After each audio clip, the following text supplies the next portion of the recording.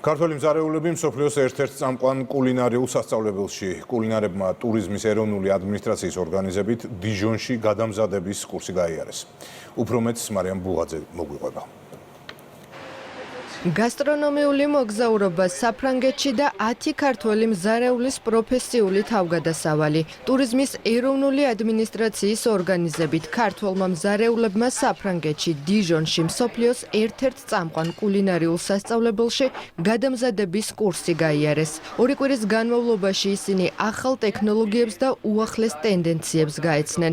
პროექტის მიზანი საერთაშორისო პრაქტიკის გათვალისწინებით ქართული კულინარიის განვითარებაა.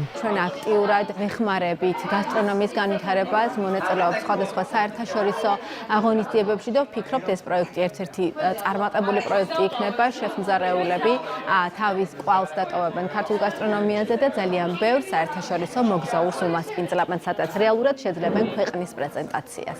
ფრანგმა შეფებმა ქართულ მზარეულებს ფრანგული ტექნიკა შეასწავლეს, რაც ახალ თაობას საშუალებას მისცემს არსებული ცოდნა ქართულ კულინარიაში გადმოიტანონ და ტრადიციული გემოები კიდევ უფრო გაამდიდრონ. ისინი ფერანდის კულინარიულ სკოლაში ჩამოვიდნენ, რომ შეესწავლათ ტექნიკა, საფუძვლები, ფრანგული და ხმელთაშუა ზღვის სტილი. საქართველო ნამდვილად შესანიშნავია და დიდი მომავალი აქვს გასტრონომიაში. საქართველო ულამაზესი ქვეყანაა, რომელსაც ძლიერი კულინარიული და მეღვინეობის ტრადიცია აქვს. ძალიან მნიშვნელოვანია, რომ ჩვენ დავიცავით რეცეპტი, მომზადების წესები, გავაუმჯობესეთ და ვისწავლეთ სხვადასხვა ტექნიკა. როცა კურსის მონაწილეები დაბრუნდებიან, მათ შეუძლიათ ბევრი რამ გამოიყენონ საქართველოში.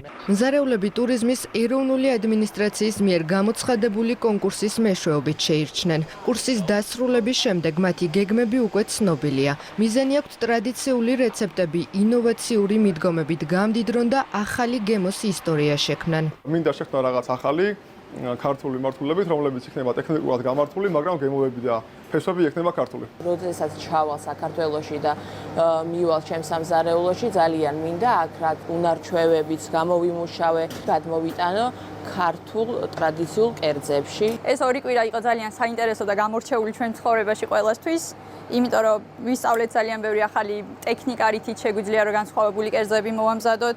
ქართული გასტრონომია ქვეყნის მთავარი სავიზიტო ბარათია. ტურიზმის ეროვნული ადმინისტრაცია არაერთ პროექტს ახორციელებს იმისთვის, რომ საქართველოს კულინარიული კულტურა ახალ საფეხურზე ავიდეს.